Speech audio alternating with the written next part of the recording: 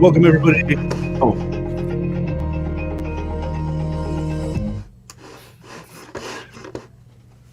happens to me all the time. welcome everybody to another episode of our Puget Systems podcast, our live Q&A show. This week we have Mike Lorrain of Quantum Productions joining us today. This is pretty cool because you're a local guy, a little independent sort of film production studio, which this is pretty cool. I like kind of getting down into the more smaller stuff. It's going to be fun. So just to start off, Mike, go ahead and give yourself a little introduction, kind of background on what who you are and what you do. Sure, Houston. I appreciate you having me on the show. And I am the co-owner of Quantum Productions, myself, Mike Lorrain, and my business partner, Norbert Kawili. We founded Quantum Productions in Seattle in 1996. So we are just about at our 25th anniversary of being in business together. And the stories I could tell from all the years of how the technology has evolved, how we've evolved. And I'm really thrilled to have Norb as my business partner and best friend. We've been through so much, and we have a great relationship, great business relationship.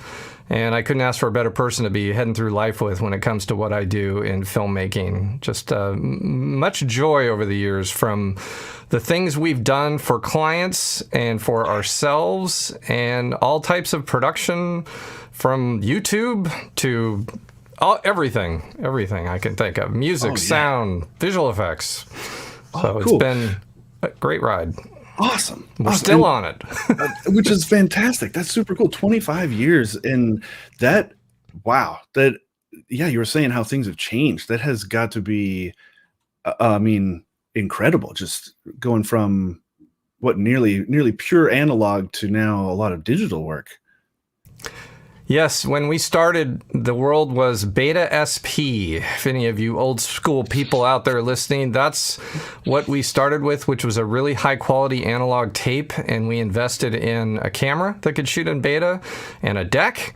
And we invested in a PC-based Windows 95 edit system called the Fast Video Machine. That was the first hybrid nonlinear. That's a lot of techo talk there, but in the nuts and bolts of it, it could edit between tape and digital, which was a big thing because nowadays we just digitize everything. But back then in the early days, you had to digitize sparingly because you ran out of hard drive space real fast. Sure. That's kind of cool because I know. So in talking with various folks from especially the film industry and things, it's interesting to see how the editing process itself has changed from literally like cutting film and taping it together to now this non-linear style where you can kind of jump all over the place and put all these different pieces and parts all together in a lot more creative ways, it seems. I was thinking about this the other day when I was editing my own show called 5 Minute Gaming with Mike, and we can talk about that a little later. But when I talk on my show, I try really hard not to say and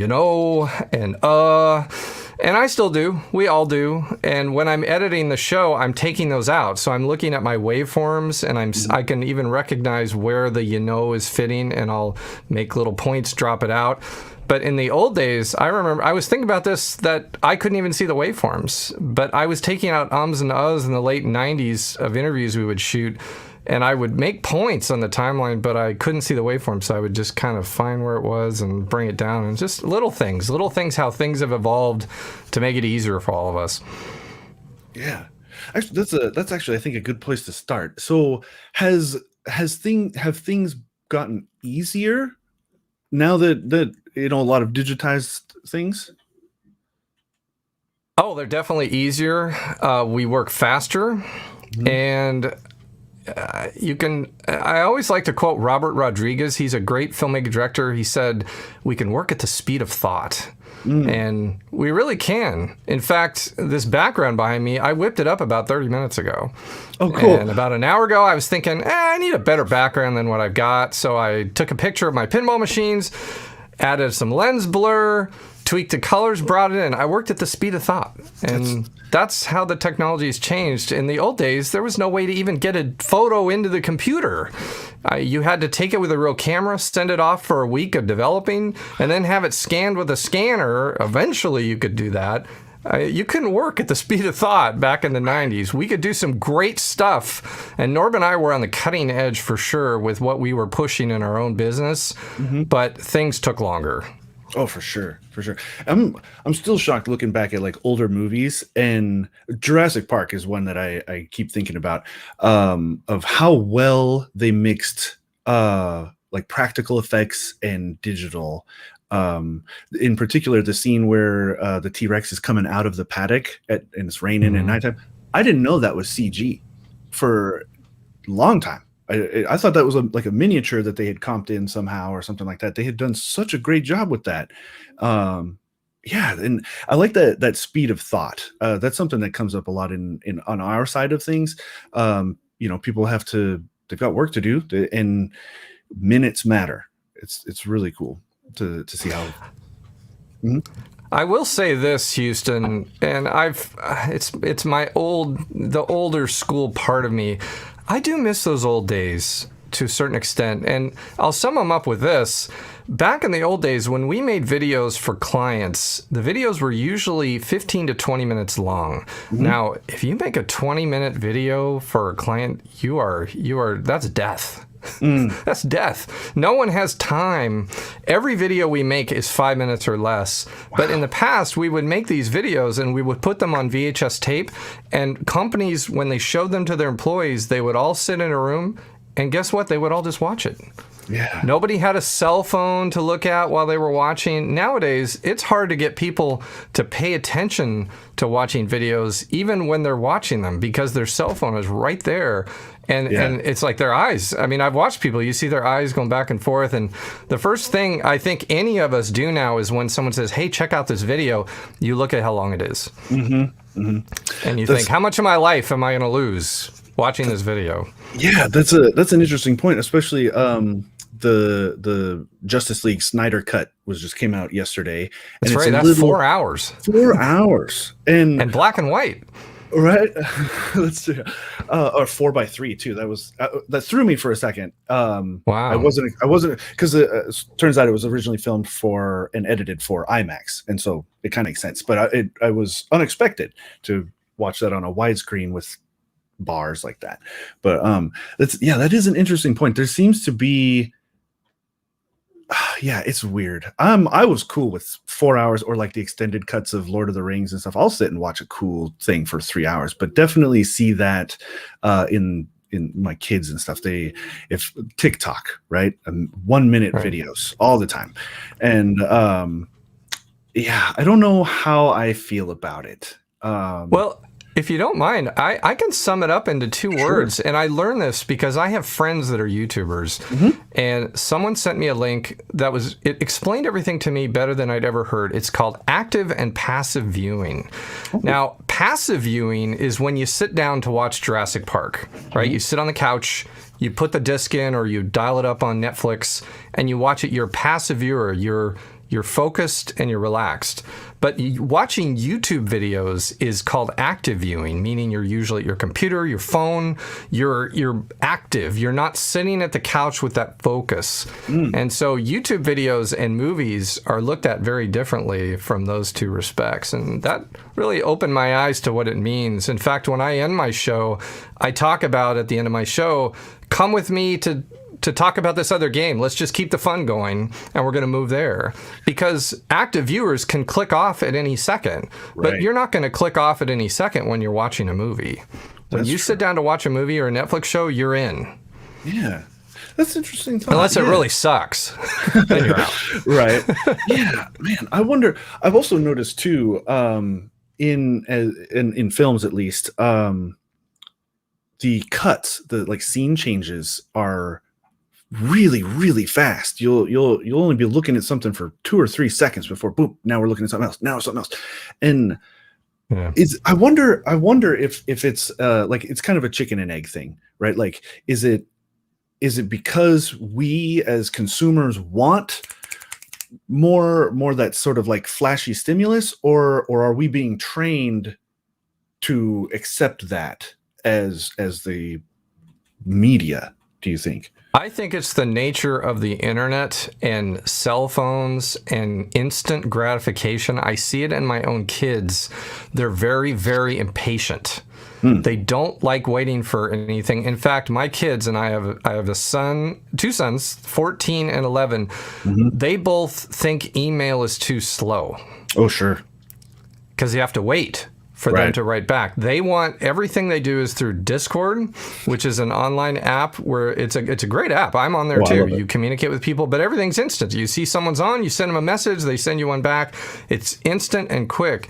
And the future generation, I hope they can learn some patience. I see it in my own kids. So yeah, I feel the same. I have a 15 and a 10-year-old, and that the patience and that's got its fingers in everything, because it has to be now. And I don't know. I've learned over years to be more patient. Despite having grown up in the internet age, like I remember there being time when no internet, and now if a web page doesn't, it's 3 seconds, I'm like, what the heck? And I have to remember the technology behind all of this stuff. And I imagine too, it's similar when you're dealing with editing software or whatnot. If something, because we're so used to it being so fast, when things slow down, you get so frustrated. But I have to remember this stuff goes out to outer space. It's 150 miles out into space and come back. It's okay. Like, it's cool. It's sad in a way, because now I become the back in my day we used to, and here I am. I'm the guy saying that back in my day we had to wait a week or two for a package to arrive, and so yeah, I've become the joke of what I used to make fun of. Same though, yeah. Because, man, sorry, I lost my train of thought for a moment there. So I guess I'll start kind of with the basic stuff. What is it that led you to be where you are now? Like, what really got you fired up to follow this path? Oh, that's a great question. I can tell you, when I was a kid, I loved movies. As soon as I was old enough to understand what a movie was, I was captivated. I will never forget the day my dad took me to see Star Wars. Changed my life. Like most people, I meet so many people out there that say the same thing. And yeah, when I walked out of Star Wars, I was a different guy. And ever since then, and again, after you saw Star Wars, you left the theater, and that was it. All you were left with was the memories of what you saw. You couldn't go look it up on the internet. You couldn't watch it again. You had to just think about it and try to remember everything, from the sounds to the sights. So I thought about the movie, and I got into what cameras did. When Steven Spielberg started making movies, I noticed how he'd move the camera. I paid attention to Steadicam work when it was new in Ghostbusters. And I started just thinking about the floaty camera and what the camera did. And I would walk home from school every day and entertain myself that I was a camera, and I would pretend to do shots. I'd even hold my hand up like this and look through my thing like a lens. And so that was the early days, because I couldn't get a video camera. They weren't available for consumers, so I had to do it all in my imagination. But then when I hit high school and video cameras started being around, I was able to get my hands on one and do some experimenting with that. And over that, it just evolved.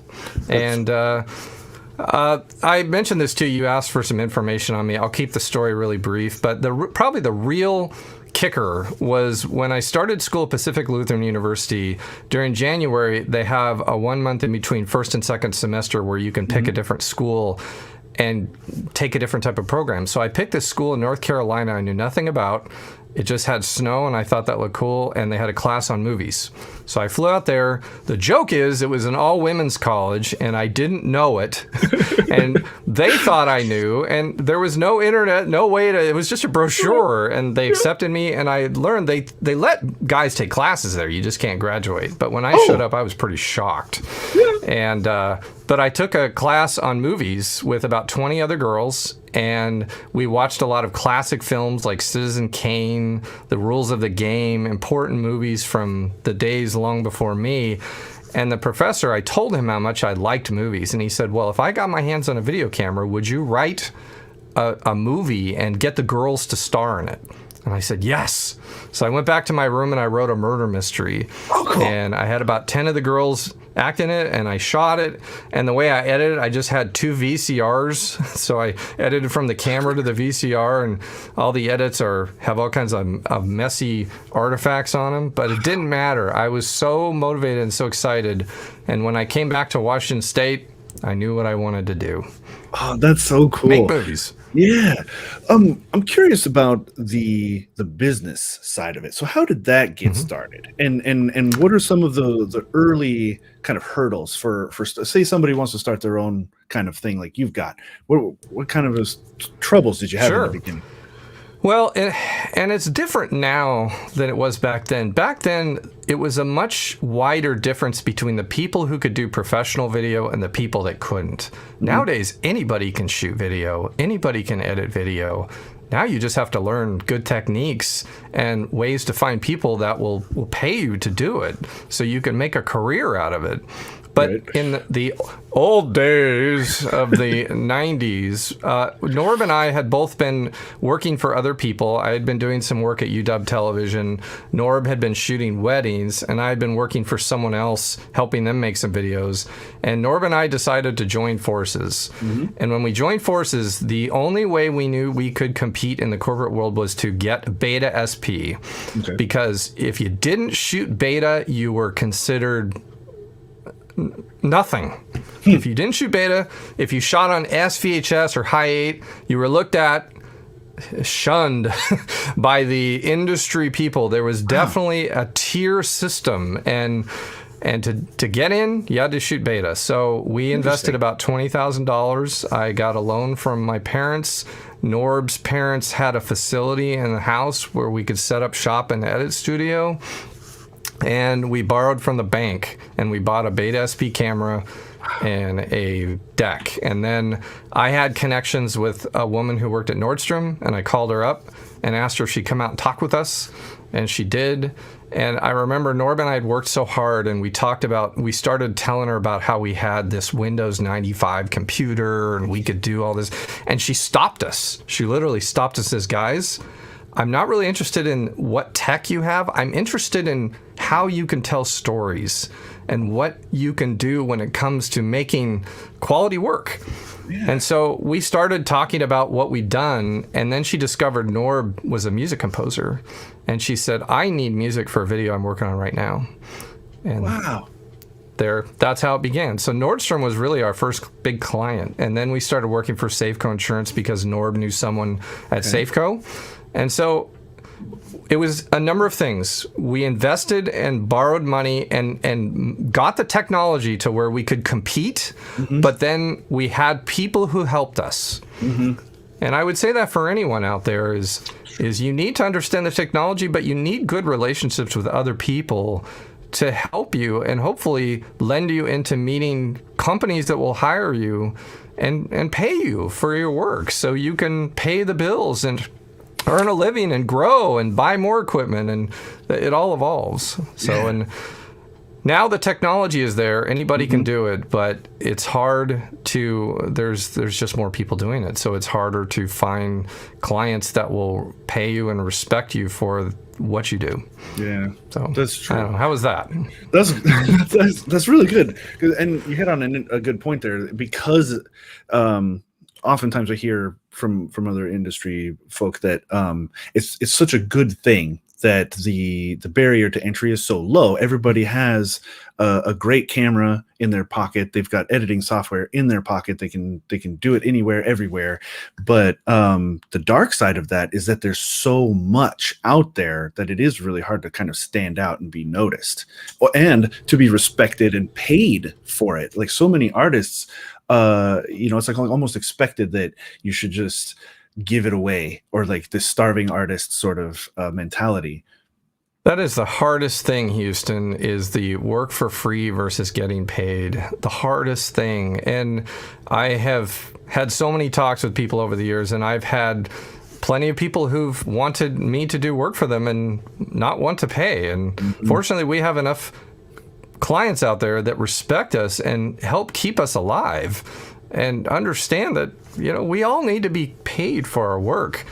I noticed in the comments, Matt Bach asked, do you feel like there are artificial barriers today similar to the shooting on Beta you mentioned back in the old days? That's a good question. As far as a barrier, I would say the biggest barrier now is you have to rise above the noise. The noise meaning that everyone can do this. On the Facebook page, there's a group called Production Peeps. And whenever someone posts for a job, I mean, there's 10 to 20 people all chiming in. I can do it. I can do it. I can do it. And of course, when someone posts for a job, they usually don't post what they're paying. And then you get into, well, what are you going to get paid? What kind of a deal are you going to make to not only ensure that you're valued, but also set a standard for what other people should be paid? That is the hardest thing. And it's like that in the movie business too. It's like that in any field where people want to do it and there's a certain entertainment value. I just think that it makes it, there's just a lot of people that are willing to work for free. And I was also willing to work for free back in the 90s. The thing that helped too is I could live cheap. I didn't have a family. I didn't have a lot of bills to pay. So the young people out there who are now in that boat where you're living cheap, I encourage you, pick your right things and do some free stuff. If it's the right thing and the right relationship and you feel like nobody's going to take you for granted. The hardest part is sometimes people get you for free and then they don't ever want to pay you. Right.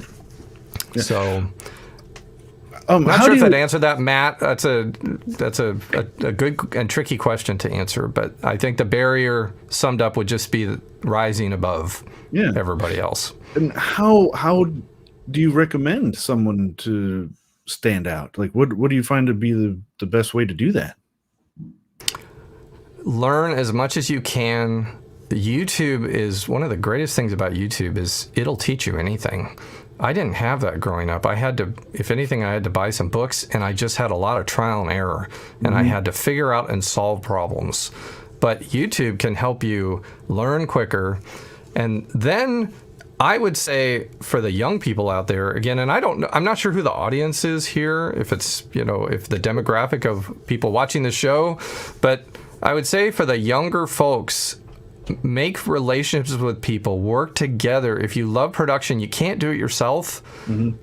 Get a good team and each take on duties. And the greatest joy in my past is the memories of the people I've worked with on productions, videos, movies. To me, that's everything. And so for someone trying to figure this out, learn a lot, work hard, give yourself things to do after you learn something to try to challenge yourself to figure out where you get stuck. But then make friends. And with the younger folks today, I see this. They want to do everything through texting. They don't like to talk, but you have to talk. Just like Houston, you and I are talking. Right. Imagine if we tried to do this by texting back and forth, the show. I don't type that fast. It'd be voice to text. Hard. So we have a good one that I'm kind of interested in from Twitch, actually. MPR 1999. He asks, "What top 3 openings of films are the best?" He says mine are Kill Bill, Pulp Fiction, and Star Wars.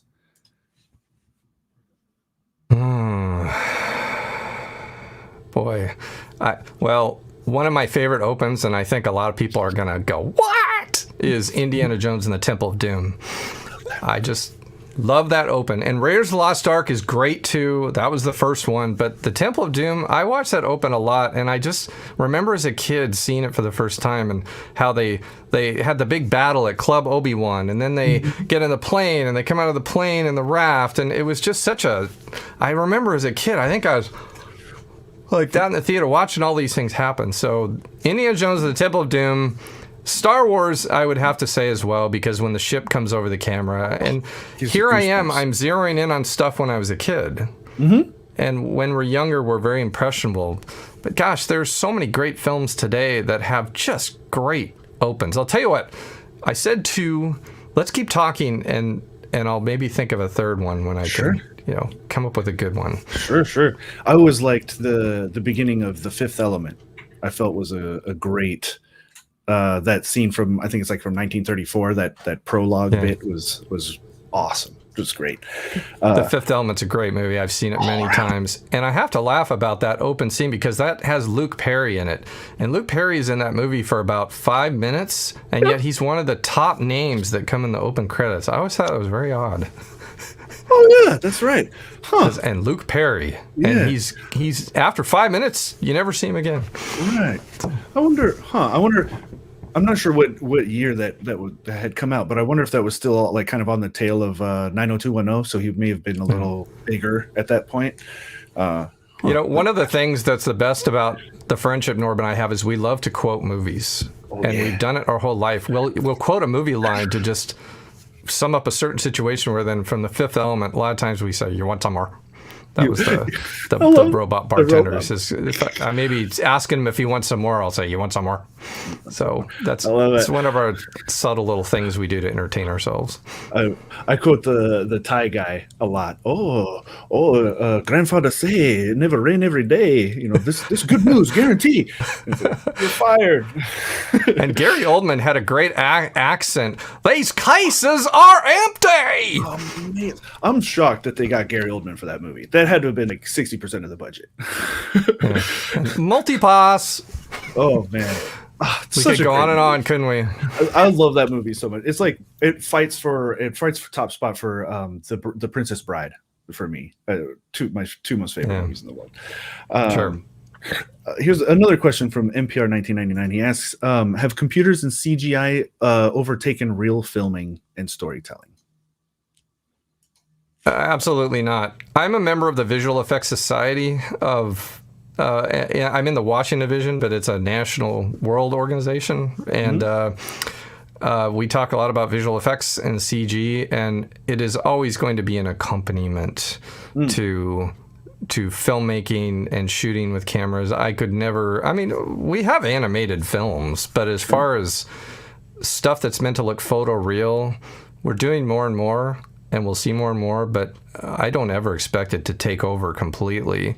What I think is more interesting, and this is something most people don't talk about, is sound as far as voices. It is the hardest thing to get voices to work. I mean, we have Alexa and voices that sound pretty decent, but could you imagine watching a movie where the voices of characters are not done with real actors? I wonder when that day will come. It's so hard though, natural language processing like that, even for both to get the computer to understand, but then also to return in a way that isn't obviously fake. I think that's going to be a really tough challenge for sure, which is strange though, because we must have gobs and gobs of data. Like there's millions of hours of people talking, and I suppose it just comes down to processing it all, because we've gotten to a point with machine learning and AI where we can process these massive amounts of data very quickly and pull really good like inferences and training from them. I wonder what the trouble is with audio, because you see these models that are trained to identify cancer from X-rays or little microscope screenshots and stuff that are at least equal to a human being doing it, or better in some cases. Right. And so I am curious, now that you mentioned it, I'm curious what the trouble is with audio that we haven't gotten to a point where it's more natural.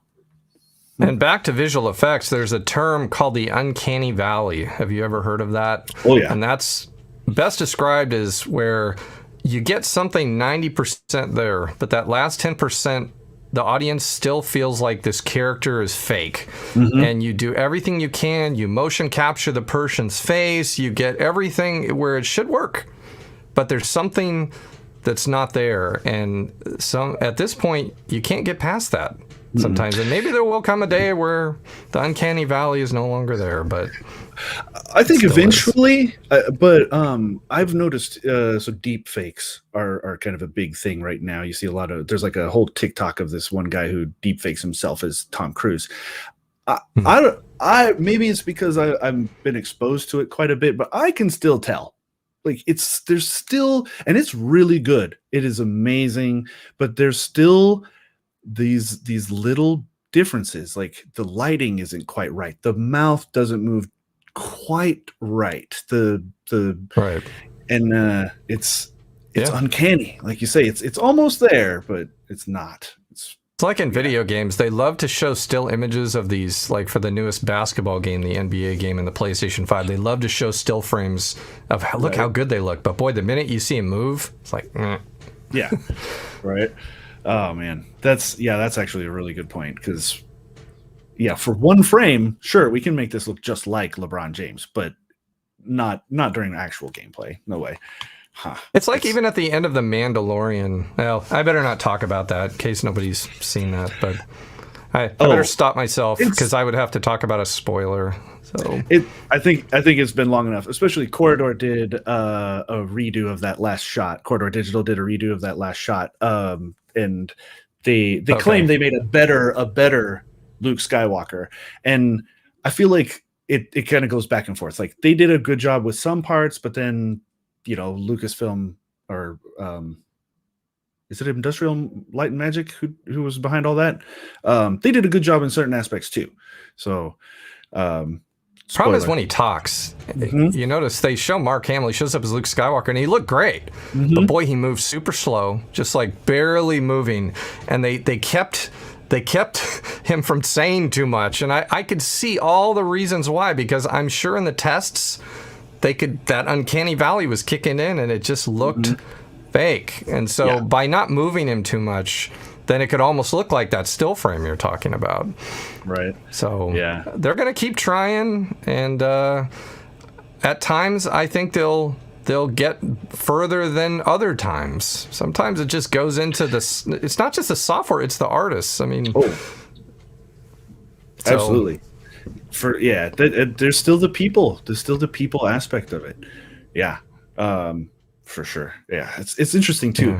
So I'm gonna hit this one more question from NPR 1999, and then I have another thought as well. He asks as a follow-up question: when are we going to have an AI written movie and even AI filmed / storyboard? Do you think? When will artificial intelligence, as in Skynet from Terminator 2, make a movie? I don't know. Maybe it's the old school party. I don't see that happening. And I guess it'll happen, but will it be great? That's the other part. It could happen, but will it be great beyond a technical achievement? I don't know. There's that human element that always has to come into everything, but again, there are smarter people out there than me that probably can do more and think through this more than I can. So I feel like I'm not the expert to answer that. All I can do is answer it based on my life and experience, which my life and experience doesn't account for all the other life and experience out there. So sure.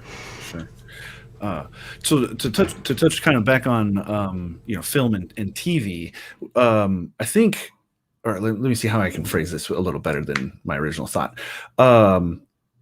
Especially with the road bump that was this past year and the COVID stuff, do you think we're going to be seeing more high quality series rather than feature films? Good question. There's been so much going on with the movie theater chain struggling in this time of COVID, and obviously HBO Max and Warner Brothers move to release movies day and day. I was listening to another show talking about that Disney is changing its bargaining with movie theaters on the way it releases its films. And that really makes me sad, because I am a movie theater person. I've grown up going to the theater. The movie theater is my second home. I drag my kids to the movie theater all the time. I love the movie theater. And I have a great movie theater at home, but I like going to the theater and watching it with a group of people on a big screen. And I worry about the future when it comes to watching things at home. I feel like if everything is done for home, something will be lost. And I'm worried because COVID has hurt the theaters, but not just that, the movie studios are hurting the theaters by deciding to not give them that that 3-month window they used to have where they could have the movies in the theaters and then they go to digital. I think that was a good, happy medium. But it's all about control. Everything always has been. And the movie studios have the control because they make the movies. It's their product. The movie theaters are there to show it. They make the money off the concessions.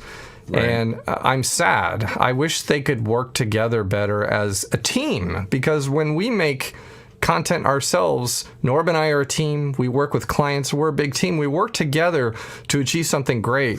But in this case, I feel like it's hardball. It's hard negotiating. It's who's got the upper hand. And I can't say it enough. I worry about the future that eventually movie theaters are going to die. And I don't know how to change that when the people holding the cards don't seem to care. Yeah. That is unfortunate. It's a lot. I feel like, I think you're right too, because it's a lot like the drive-ins, right? I used to love as a kid going to a drive-in theater, and there used to be one just a few miles from where I grew up, and it's apartment complexes now. It really bums me out. I feel like they could have done a lot more, because it's a lot of space and stuff to even a regular. Regal Cinemas takes up a huge amount of space, but I feel like there could be ways to still keep them alive by repurposing the space. Like when you're not playing videos, you don't have to do it all day. You can start at 3 p.m. and then during the earlier part of the day, it could be something else. Or it's hard to. That's going to be really sad though, because that experience, that shared experience with people, It kind of reminds me of maybe back in the way back in the day, tribal style, where you sat around a fire and exchanged stories and that sort of thing. But the younger generation today, they don't seem as interested in the movie theater either, from what I see. My boys, I take them, so they're used to it. But I see many younger folks very comfortable watching a movie on their cell phone. Yeah. I could never watch Jurassic Park on my cell phone. I could never do that. But there's plenty of people that to them it's like active viewing. They just check it out, move on. So I don't know. As a filmmaker myself, I am worried about that. I think what Norb and I do is fine because we do movies for businesses, and there's always going to be a need. A business will always have a need to communicate to people, and that's through storytelling, where we interview people in that company and we show what they do, either for marketing or training. And I feel very secure about that. I had to think that through about 10, 15 years ago when things were changing. I thought, I think we're going to be fine, because even though the technology is changing, you still have to tell a story the same way. We film people talking. We just do it digitally instead of analog. But when it comes to movies, I don't know. And, the great thing is it's easier to make a movie today than it used to be, but there's so many movies. So how do you rise above the noise? And how do you get people to see your film? We made a movie called Frayed. In fact, if you don't mind, I'm going to just give that a quick plug. Yeah, go for it. There is the disc right there, Frayed, released by Lionsgate. You can get this on Amazon, watch it on demand. We made this all in Washington State. I would bet anyone here watching has never heard of it. And this movie, is liked. If you like horror movies, Frayed is well liked by a lot of people, especially if you like old school horror. Cool. Most people who watch it think it's great, but nobody knows about it. Yeah, it's the nature of how things are today. Yeah. Well, hopefully you'll blow up a little bit from this. I think that'll be a lot of fun. Halloween's a good time to check out Frayed if you're sure. But yeah, if you like horror, check it out. I did the visual effects of the movie. Norb was the co-director. A lot of blood, sweat, and tears, and heart, and soul, and money went into making that film. So please check it out. Right on. You mentioned storytelling. Has that changed much over how you go about that? Has that changed much at all over the 25 years? I think storytelling is creative, and there are so many ways to do it. As a matter of fact, the timing of your question, last night I watched the movie I, Tonya, which is a great movie. Mm-hmm. And that is very different type of storytelling than I'd ever seen, where they interviewed Jeff Gillooly and Tonya Harding and asked them about their accounts of what happened. And they both told such conflicting stories. The writer decided to let the actors tell their stories both conflictingly in the movie. Ooh. Never had been done that way before. It was super clever storytelling. Highly recommend that film. And I've never seen storytelling done like that before. So cool. Again, storytelling, I think, can be told so many ways, and it's just creatively up to the storyteller. There's no rules. Mm-hmm. There's no way you have to do it. You do it the way that I think is just entertaining and fun and works for the audience. I think if you can have humor in your storytelling, that's always good. It's never good to be too serious. Mm-hmm. And humor is a risk because obviously if it's not done well, it can fall flat. But I've always noticed, even with my boys, they love stuff that's funny. Oh yeah. And I think a good balance is great. I mean, the dark comedy is something that evolved, I think, from the 90s on as I was going through my own career. And so I don't know if that answers the question very well, but I would just say storytelling, there's no rules to it. But that's cool. It just tell a good story, and get to the points, and just understand your audience might be a little more impatient than they used to be. Sure. That's true. I'm curious, what's been your favorite project to work on? I have so many projects. That is a tough one. Probably, I would still say the favorite project is sometimes the one that's the hardest. Sure. Because you have a lot of problems to solve, whether they're technical or just from getting things shot. It's hard to film when you're out on location, especially if you're on a low budget. And there was a video we did for Safeco called Caught in the Web, Staying Safe in Cyberspace that Norb, when he's watching this, I'm sure he would nod and agree.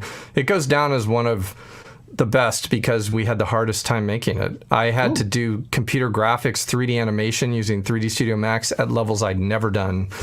And we had to film in a home where the client's wife didn't know that when you film in a house, you bring in a crew of 10 to 15 people and there's wires everywhere. And she was going crazy when we were trying to get these scenes shot. She wanted us out and we had to then quit. It was all this stress and pressure. But in the end, it all worked out great. Even the wife who didn't want us there had us back for a premiere showing of the film. And I look at that one with very fond memories because it represents a time where I was not comfortable with what I was doing. I was teaching myself 3D animation at the same time we're trying to make stuff cool. Norb is pushing me in ways that I sometimes regretted, or resented because... And he was right on every account because I was still trying to figure out what I was doing, so I didn't do things, and he would point them out. And the long-term joke with this that I'd say, well, it looks good on the small monitor. I know on the big monitor there was fine, but look at this tiny, it looks fine. But it was all because I was just stressed. So...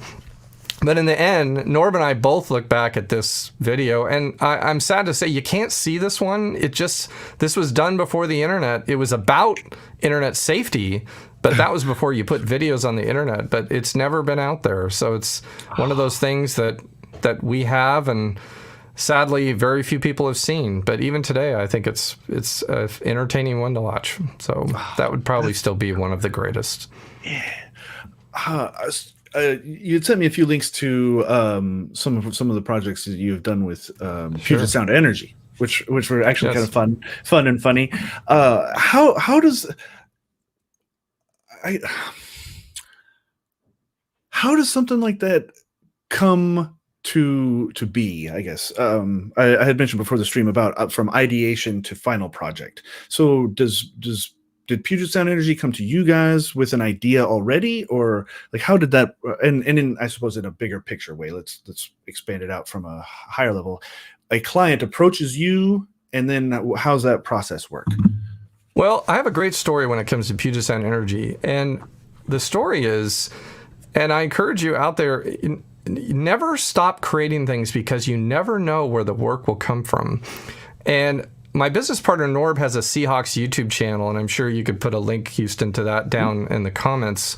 But we were doing these fun videos for his channel where we call them rivals, where Norb would get in a fight with a rival fan. There's one where Norb and I get in a big battle. I'm a Broncos fan and he's a Seahawks fan. We have this big battle. And our Puget Sound Energy client, we had just been starting to work with to do some pretty straight up videos. He saw them. We didn't send them to him. They were just on YouTube, and he saw them, and he had us in for a meeting, and he said, I saw that thing you guys did for Rivals. He said, I want you to do some stuff like that for us, where we make some safety films, but I want them to be at that level of cool, because this guy liked movies.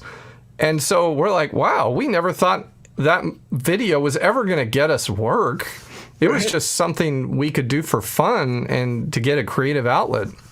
And so the videos you're talking about that we did, which I would encourage you to post the viral video, the one on the down power line, which is another story, because one of those videos we did for Puget Sound Energy, they said we wanted to do a video about what to do if a down power line crosses your car in an accident, how to not shock yourself, how to leave safely the situation. And so Norb wrote a script, and we filmed with actors, and we shot it over in Bellevue in a kind of a lot off the main drag. And we didn't know it was going to go viral. We didn't think, we're making a viral video here. If someone knew how to make a viral video, I'd like to read that recipe playbook. Right. So we're just doing our work. We're making it great like we do and everything. And it just took off. Someone shared it somewhere, and it's been by far the most viral video we've done. And perhaps some of the people watching have seen it. It's been all over the world. But when we were making that, the first thing I would tell you is we didn't know it was going to become what it did, but it was great. So, cool. But so again, kind of coming back to the process part, how much input and control, like what's the split there? Does a client usually say, oh, I have this vision and this is what I want, or is it more broad from the outside, then you guys get to play within that framework? That depends. We've worked for so many clients over the years. So much of it is just learning what the type of person is you're working with. We have some clients that are very hands-off. They're of the mindset, they say, you do what you do. We just need a video about this. And so they trust us, and we come up with a budget. They approve the budget, and we just make it. And they may have very little input or change. And Norb and I are at a point where we've never really failed. I mean, we've always turned out a video that's been okay. I can't think of anything we've done that was where we blew it. And that's because we've been doing this long enough. We know how we know ourselves if it's not good, and we'll fix it before it's finished. So but then there's clients that are very hands-on, that are very micromanagers, that want control the whole way through. And we work with them just fine too. We learn to read our audience, and our audience being the client. And the best thing you can do is just learn when someone is paying you to make something. First of all, they have the right and the control, and then it's up to them how much of it they want. Okay. So a lot of over the years is we've just learned to read people, and you learn how they think, and we adapt to the way they work to make them happy. And that's important because we are work for hire, and we need people to like our work and like working with us, so they'll use us again. So we work very hard to make our clients happy, and I am proud of that. I give advice to my own kids. I says, you gotta make sure that when you work with other people, that they whatever you do, they look back and say, that person was great to work with. So I feel just say as our work.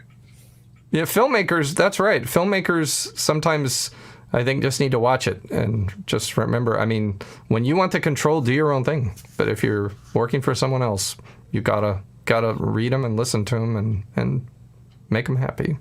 So, and Puget Systems, I would say, Jared Lewis, I want to do a shout out to Jared Lewis. He was the guy who helped me put together my computer. What a great guy. I really appreciated his help all the way through. He was willing to talk to me on the phone if I called him. And I, of course, was careful not to call him too much, only when I had some questions. And first thing I'd say is, Jared, I hope you don't mind talking to me. I feel like we could accomplish this quicker than some emails. And he'd say, I love to talk. Let's talk. And it was great. He couldn't have been better. And I'm super happy with the work Jared did to help me with this computer that I am using to talk to you on this show. That's awesome. Cool. I love to hear that because it's something I used to do assembly, and early on, I would get frustrated. Like, man, why is this configured this way? This doesn't make sense. It's hard for me, right? I get all grumpy about, this making my job hard. It took me a little while to understand that it isn't me, right? I'm making something so that they can do something better. When I started digging into the use cases and I started to realize the work that I'm doing is out there changing the world. Like we're curing diseases or making cool videos for people and these solutions. And it's hard for every step of the line. It's tough for me to do this part. It's tough for you to edit and film and write and direct. Everybody has their tough part, and I'm just trying to make it a little easier for the next person down the line.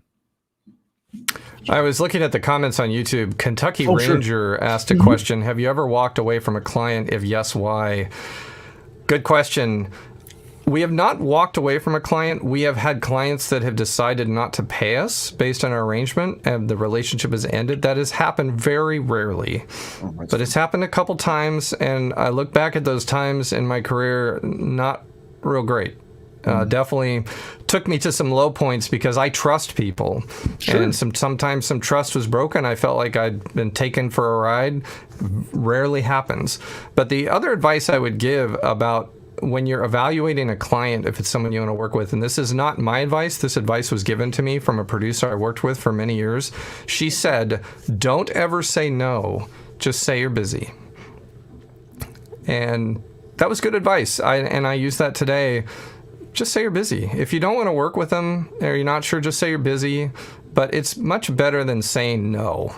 Sure. So I would just say that's advice I got that I use today.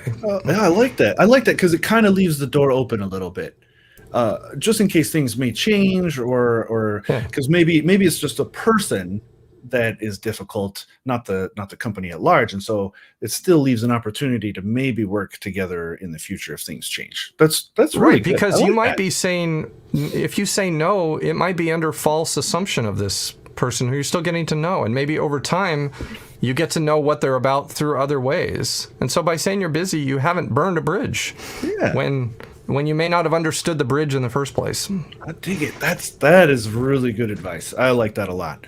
That is really good. I was also curious. So 25 years you've been doing this. Has it been difficult to keep up with the changes? Because it seems that things are changing more and faster over even just the last 5 years.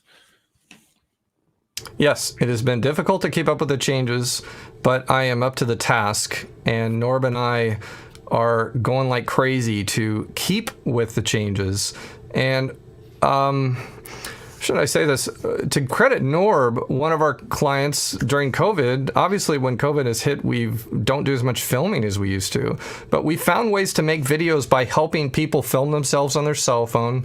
Not the quality we prefer, but it keeps videos being made and keeps us working. And so that's one adjustment we've made.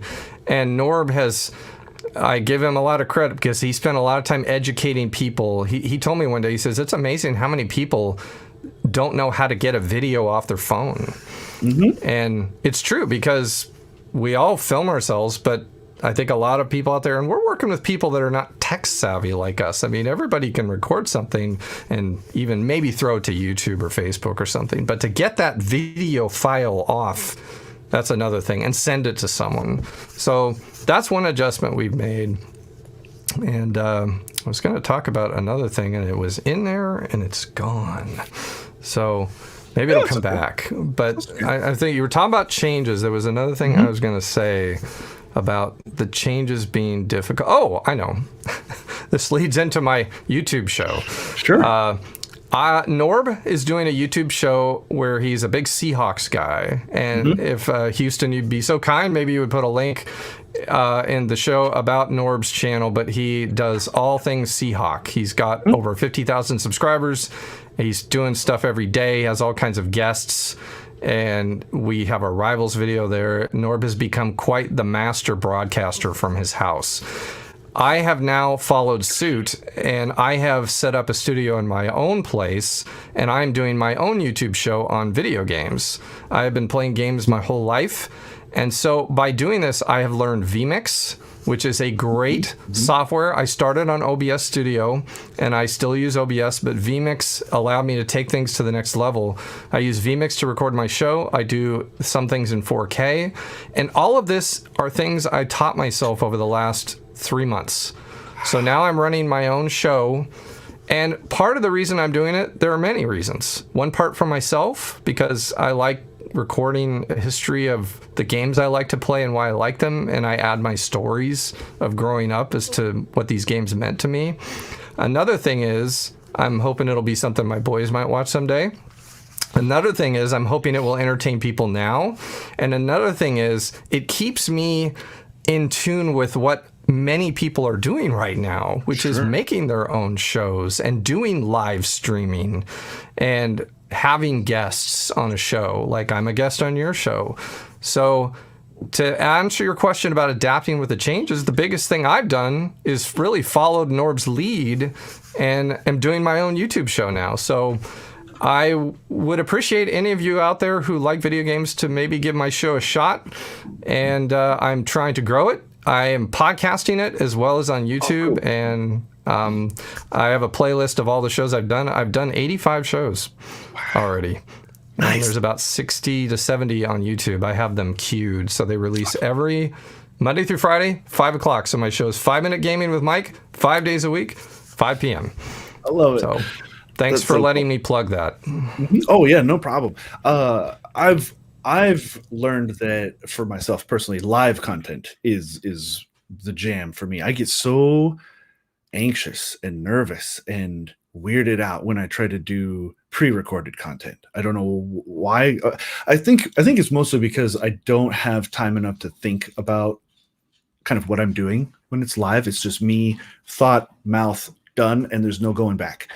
And I've tried to do a few YouTube videos. I've done some reviews and stuff, and it's too nerve-wracking for me. So I applaud you 5 days a week. That's awesome. That's amazing. It's good to set goals for yourself. So that's one of my goals, is to keep this thing going, and I'm learning a lot from it. You get things out of anything you do. Oh, sure. And so like I said, 3 months ago, I didn't know OBS or vMix. And now I do, and I know it pretty well, and it's great software, and I can even recommend it to others. And I've been doing that. So, yeah. Kentucky Ranger on YouTube has another great question, or I think he had one previously. Has a great question. While modern editing technology and techniques are awesome, is there any old school stuff you use over the new stuff because you personally like the results?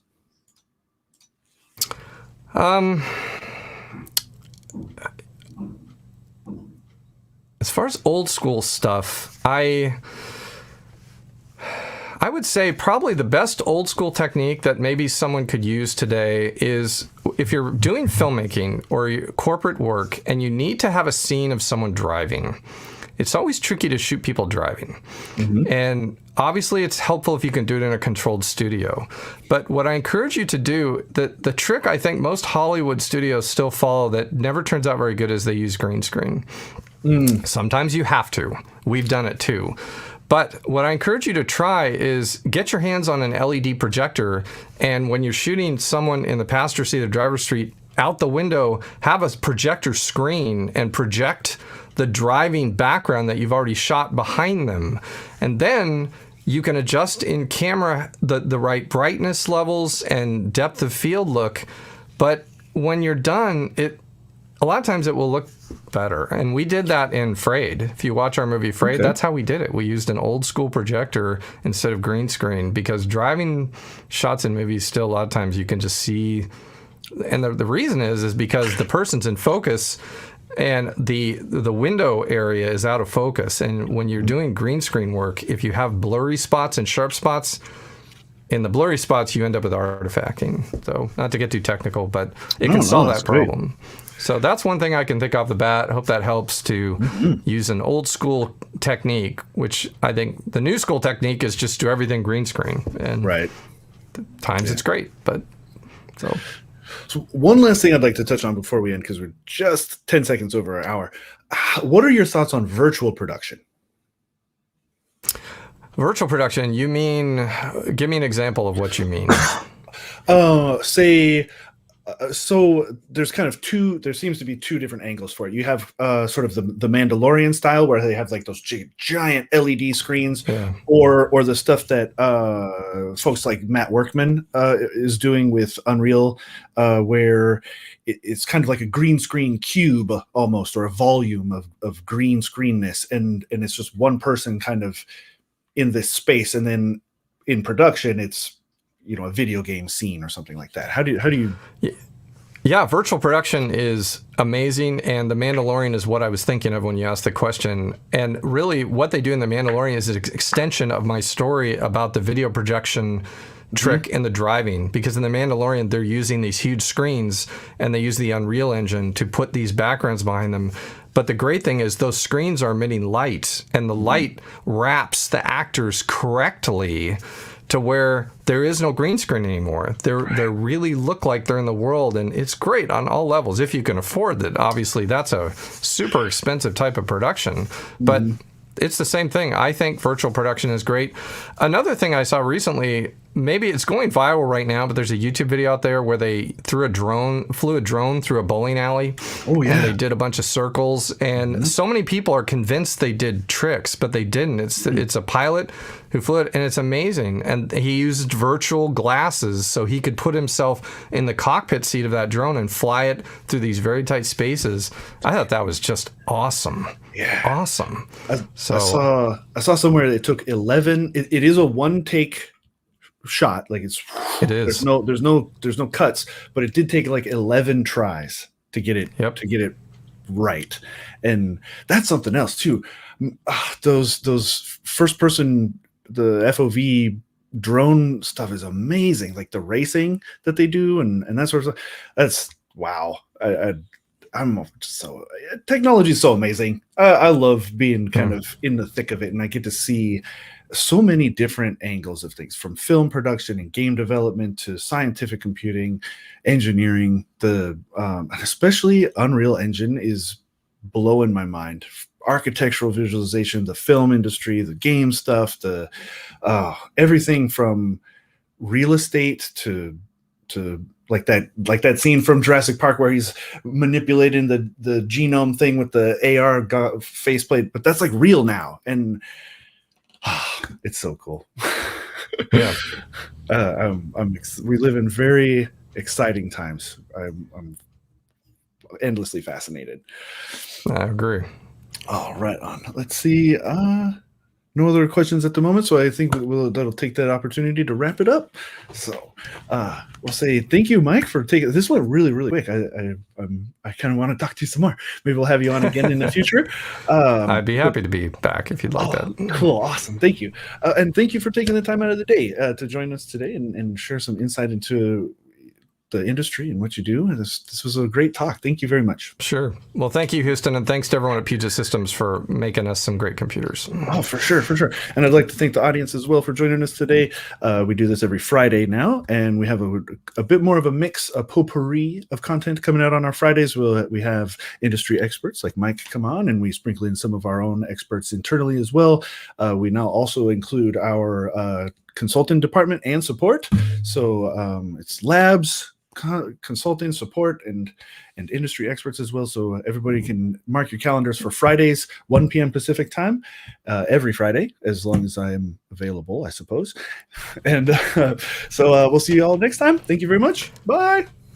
Bye.